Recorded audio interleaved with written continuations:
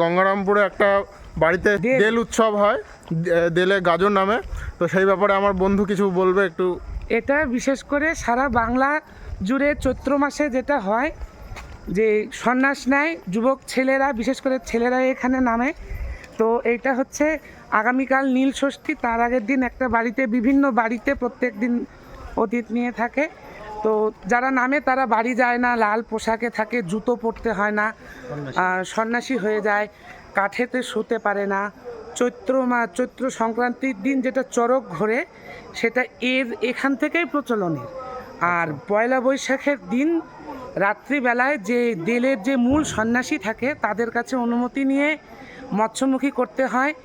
এটা সারা বাংলা এবং ভারতবর্ষেরও বিভিন্ন জায়গায় আছে, বিশেষ করে উত্তরবঙ্গের বিভিন্ন প্রত্যন্ত থেকে প্রত্যন্ত গ্রামে এইটা বিশেষভাবে দেখা যায়। এটা একটা এবং বিশেষ করে পুরনো দিনে দেখা গেছে এই পুজোটা শুধুমাত্র হালদাররা করতে, এই পুজোতে পুরোহিতেরও প্রয়োজন ছিল না, কারণ হালদার সম্প্রদায় তারা বিশেষ কিছু গুণসম্পন্ন কিছু জানে এবং খুব জাগ্রত পুজো। এই পুজোর নিয়ম মানে খুবই কঠিন। তো সেই রকমই আজকে একটা বাড়িতে দেল অতীত ছিল, যেটাকে বলে বিভিন্ন বাড়িতে নেয় অতীত নেওয়া।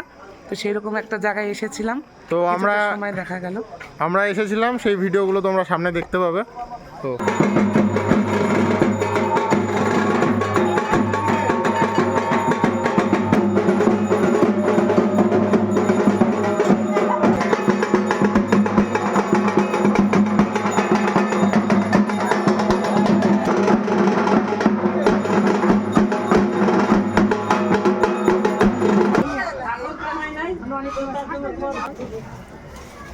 আজকে কৃষ্ণাদার বাড়িতে দিলের অতীত আছে, সেখানে আমার বান্ধবীর বর, এই যে স্যান্ডি দেখাও, মুখটা এসছে, কৃষ্ণাদার নিচে আছে পুজোর ওখানে, পরে দেখা হচ্ছে। খেয়ে নাও।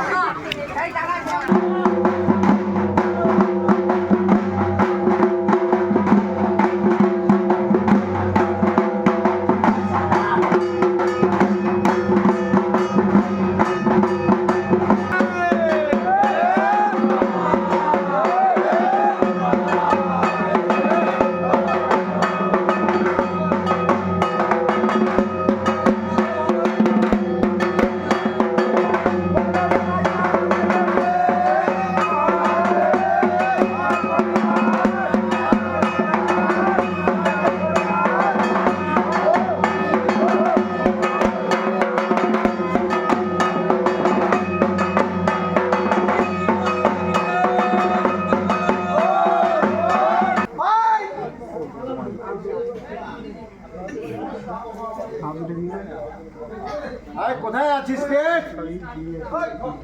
নিয়ে পাইছো মনে হয়, নিশ্চয়ই বাল মারছি।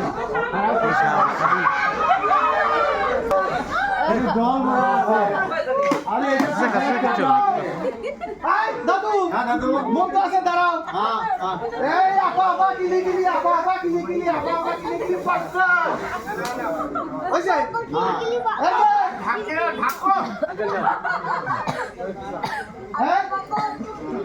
বাবা শেখ মুজিবের আমলের সাপ, একটা অ্যানাকোন্ডা, একটা শেখ মুজিবের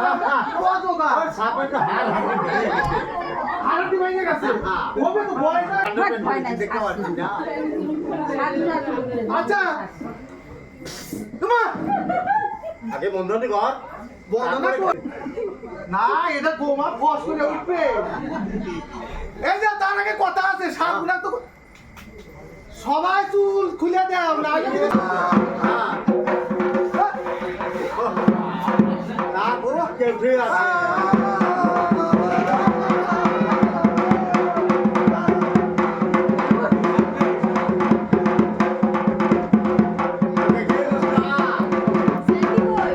এই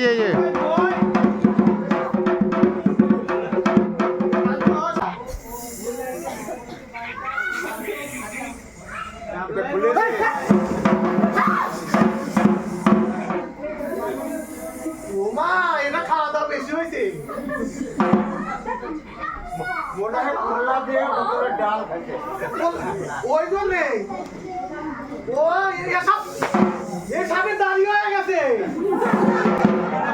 বয়স বেশি হলে তো হবে হবে তো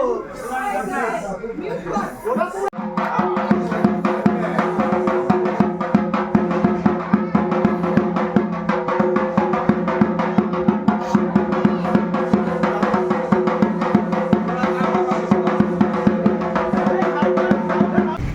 সঙের গাজন দেখা শেষ, এখন আমরা যাচ্ছি বাড়ির দিকে।